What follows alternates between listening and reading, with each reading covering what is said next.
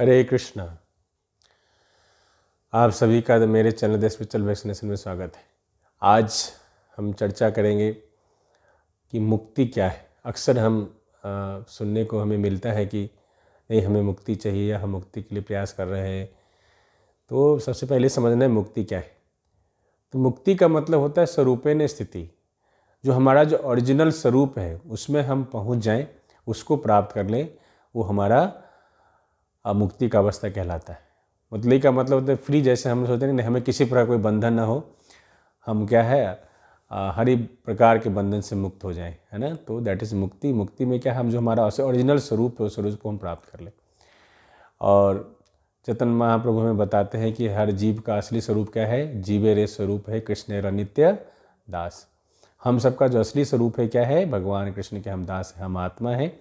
और आत्मा का जो ओरिजिनल स्वरूप ये है कि हम सब भगवान कृष्ण के दास हैं। ये अलग बात है कि आजकल कलयुग में हम सब क्या है, भगवान की दासता स्वीकार नहीं करते हैं।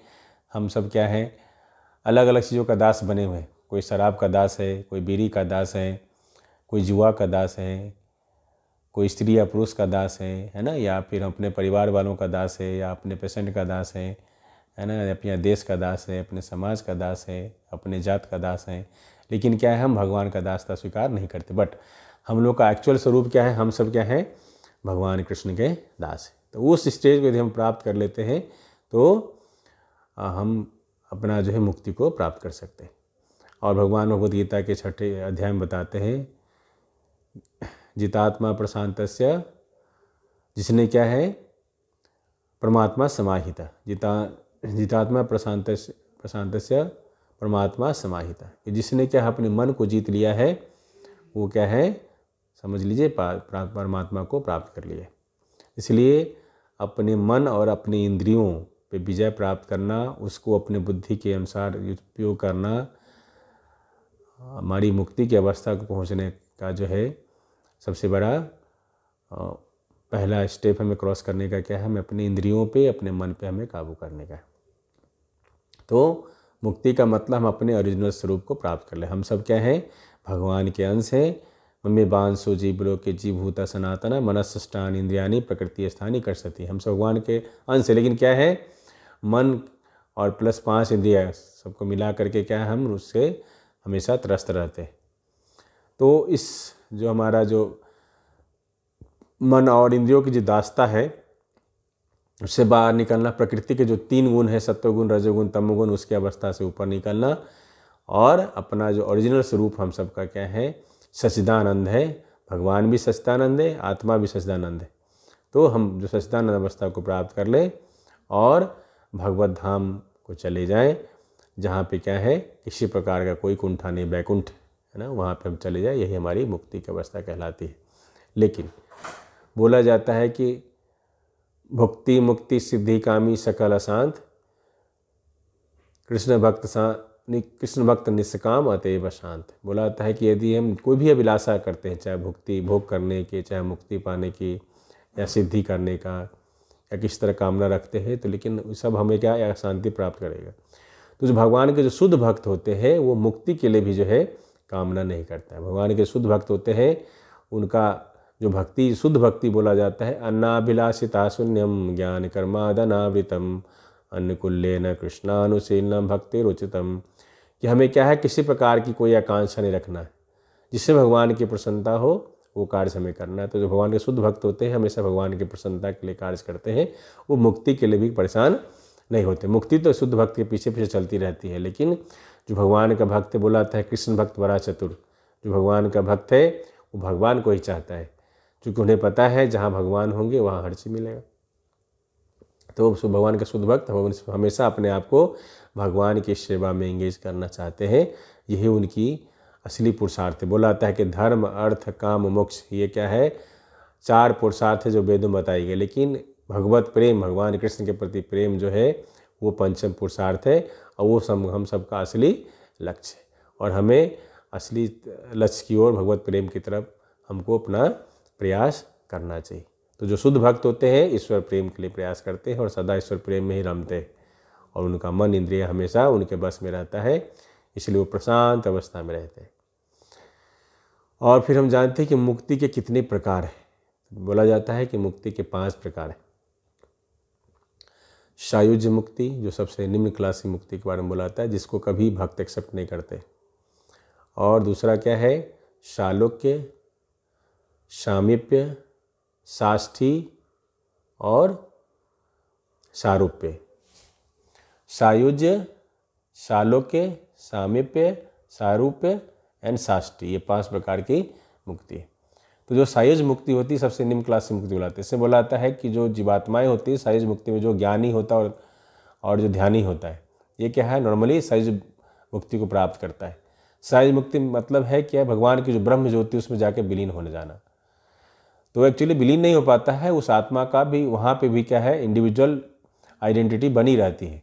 लेकिन सायुज मुक्ति के साथ प्रॉब्लम क्या है, वो फिर से उन्हें क्या है, इस धरती लोक पे आ जाना पड़ता है, फिर से उन्हें जन्म मृत्यु जरा व्याधि की साइकिल में फंसना पड़ता है। तो सायुज मुक्ति में आदमी भगवत धाम का वैकुंठ लोक को नहीं जा पाता है। तो ये जो ज्ञानी होते और ध्यानी होते उनका लक्ष्य क्या होता है, सायुज मुक्ति की तरफ होता है। लेकिन जो शुद्ध भक्त कभी भी सायुज मुक्ति नहीं चाहता, जो क्या उसमें कोई सेवा नहीं है। सायुज मुक्ति में क्या है, निष्क्रियता है, कोई सेवा नहीं। तो इसलिए भगवान के भक्त उसको कभी स्वीकार नहीं करते। बाकी क्या है, बाकी की जो 4 मुक्ति है उसमें क्या है, सालोक्य मतलब भगवान के लोक में जाके वहाँ पे वास करना। उसके बाद क्या है, साष्टी। साष्टी मतलब है कि भगवान के धाम में भगवान के जैसा ही वैभव प्राप्त करना।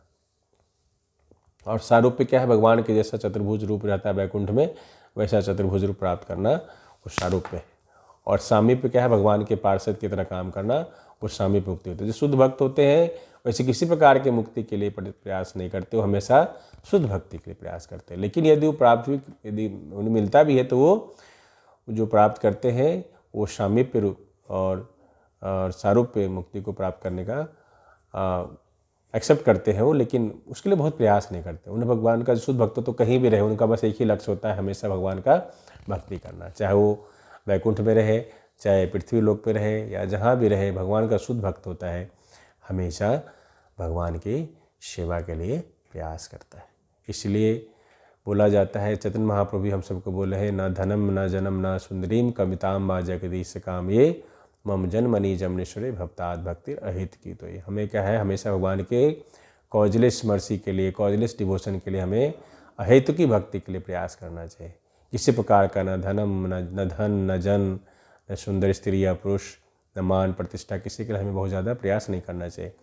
बस भक्ति, शुद्ध भक्ति का ही मतलब होता है हम प्रभु के हैं, प्रभु हमारे हैं, और हमें प्रभु का सेवा करना हमारा सबसे बड़ा धर्म है। जैसे कि हाथ है, हाथ का धर्म क्या होता है, यह हमें शरीर की सेवा करना। इसी तरह हम सब भगवान के अंश है, भगवान तो अंश का सेवा क्या होता है, पुण्य की सेवा करना। अंश का सेवा जो मेन ड्यूटी होता है पुण्य की सेवा करना। ये हाथ है, हम भले इसको कितना भी ना खिलाएं, लेकिन ये हमारी सेवा करेगा। इसी तरह भगवान हमें दे या ना दे, रक्षा करे, ऐसे भगवान हम सब की रक्षा करते हैं। बट कई बार हम लोग अपेरेंटली ऐसा लगता है कि भगवान हमारे सबसे दुखी है या हमें परेशान करना चाहते, बट ऐसा नहीं है। भगवान हमेशा हम सबको प्रसन्न देखना चाहते हैं। लेकिन क्या है, हमारे लाइफ में जो भी अच्छा बुरा होता है हमारे कर्मों का फल होता है। यदि हमारे जीवन में कुछ यदि कठिनाई आ रही है, कुछ समस्या है या कुछ अच्छा नहीं हो रहा है, तो मतलब ये सब हमारे द्वारा किया गया इस जन्म और पूर्व जन्म के पाप का इफेक्ट है। और यदि हमारे जन्म इस लाइफ में यदि कुछ बहुत मेहनत किए बिना हमें बहुत सी मिल रहा है, तो मतलब क्या है, हमारे पूर्व जन्म का कुछ संस्कार है, कुछ हमारा पुण्य इकट्ठा है।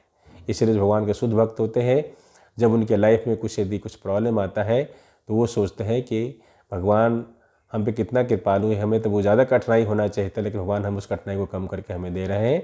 और हमारा क्या है, ये जो कठिनाई हमारे प्रारब्ध के वजह से, हमारे कर्मों के वजह से है, लेकिन भगवान फिर भी कृपा करके इसको कम कर दें। और उसके जीवन में यदि कुछ अच्छा ही आता है तो ये सोचता है ये भगवान की विशेष कृपा है कि हम इतना डिजर्व तो नहीं कर रहे थे, लेकिन भगवान हमें हमारे डिजर्व करने के से भी ज़्यादा हम सबको दे रहे हैं। इसलिए जो भगवान के शुद्ध भक्त उनका एक ही लक्ष्य होता है, भगवान को प्रसन्न करना। और इसलिए हम सब का असली स्वरूप है, जीवे रे स्वरूप है कृष्ण नित्य दास। हम सबको भगवान का दास बनना है, वही हमारी असली मुक्ति है। मुक्ति का कभी ये मतलब नहीं कि 4 सिंह हो गए या 4 हाथ हो गए या हम बहुत लंबे हो गए या अलग कलर हमारा हो गया या हम बहुत सुंदर हो गए। नहीं, मुक्ति का मतलब है भगवान की सेवा में अपने आप को समाप्त जमा कर अपने आप को इस्तेमाल करके, और हम अपना जो ओरिजिनल कंडीशन है भगवान का जो हम सेवक है वो हमें बनना है। इसलिए यदि भगवान धाम में जाने के बाद हमें भगवान की सेवा करना है, वहाँ पे ऐसा नहीं कि निष्क्रिय हो जाना है। ये भगवत धाम में जबकि कोई बुढ़ापा नहीं है, कोई बीमारी नहीं है और किसी प्रकार का की मृत्यु नहीं, वहाँ सब 18 से 20 साल के बने रहते हैं, लेकिन वहाँ पे भी क्या है, सब भगवान की सेवा करते हैं। वहाँ भगवान का सेवा करना ही सबसे बड़ा सौभाग्य की बात होती है। इसलिए वहाँ कोई निष्क्रियता नहीं, वहाँ भी भगवान का हमें सेवा करना है। इसलिए हम सबको इसी जीवन में हमेशा भगवान की सेवा के लिए प्रैक्टिस करना चाहिए, धीरे धीरे सीखना चाहिए। और कलयुग में ये बहुत आसान है, हम सबको सिर्फ भगवान का नाम लेना है और 4 नियम का पालन करना है। भगवान का नाम हरे कृष्णा कृष्णा कृष्णा हरे हरे, हरे राम राम राम हरे हरे। जैसे हम भौतिक जीवन में ज़्यादा से ज़्यादा पैसा कमाना चाहते हैं कि हमारे अकाउंट में लाखों करोड़ों अरबों पैसा हो, इसी तरह हम सबके आध्यात्मिक अकाउंट में भगवान का नाम होना चाहिए। तो इसलिए हम सबको जैसे पैसा कमाने के लिए हम लोग परेशान रखते हैं भौतिक जगत में, हमें आध्यात्मिक पैसे के लिए हमें भी परेशान होना चाहिए। आध्यात्मिक हमारी जो कमाई है भगवान का नाम है, हमें ज़्यादा से ज़्यादा भगवान का नाम लेना चाहिए। और इसलिए हमें अपने आध्यात्मिक अकाउंट को भी अच्छा रखना चाहिए, भौतिक अकाउंट को भी अच्छा रखना चाहिए। लेकिन आजकल दुर्भाग्य की बात है, हम सब भौतिक जगत में बहुत पैसा कमाना चाहते हैं, लेकिन आध्यात्मिक हमारा कोई कंसेशनस हमारा जगह ही नहीं है। हम सबको लगता है ठीक है कर लेंगे, बाद में कर लेंगे, अभी क्या जल्दी है, बट ऐसा नहीं है। जीवन का कोई ठिकाना नहीं है।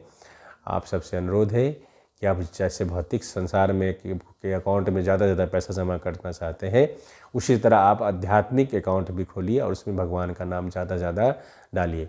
क्योंकि जो ये हमारा आध्यात्मिक अकाउंट में जो भगवान का नाम है, हरि का नाम है, यही हम सब के साथ आया है और आगे भी जाएगा। जो भौतिक संसार का जो अकाउंट है, हम सब के गुजरने के बाद हमारे परिवार वालों का या हमारे मित्रों का, जिसका भी हो जाएगा, लेकिन हमारा जो आध्यात्मिक अकाउंट है हमारा हमेशा हमारे साथ रहने वाला है। इसलिए आप सबसे अनुरोध है, जो कल युग में हम सबको सिर्फ भगवान का नाम लेना है और हम सबका जो ओरिजिनल स्वरूप है, जीवे रे स्वरूप है कृष्ण नित्य दास, हमें हम सबको भगवान का दास बनने का है। हम क्या है, हम एक्चुअली में है दास, है ना, लेकिन हम देश की, समाज की, बच्चों की, सबकी दासता स्वीकार करते हैं। इवन दारू की, सिगरेट की, सबकी दासता स्वीकार करते हैं। आखिर ये सब कर रहे हैं हम लोग ना, छोटी से छोटी 2-10 मिनट 20 मिनट 1 घंटा की खुशी के लिए हम सब काम कर रहे हैं।